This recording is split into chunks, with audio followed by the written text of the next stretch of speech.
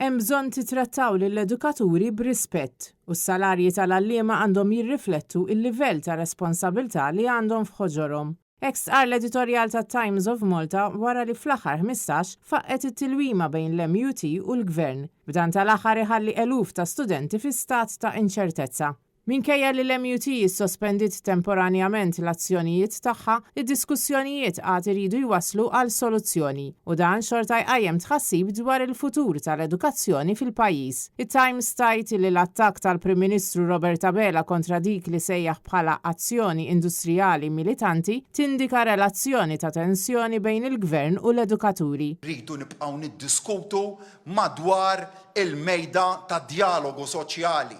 Imma mhux bl-azzjonijiet industrijali, mhux bid-direttivi.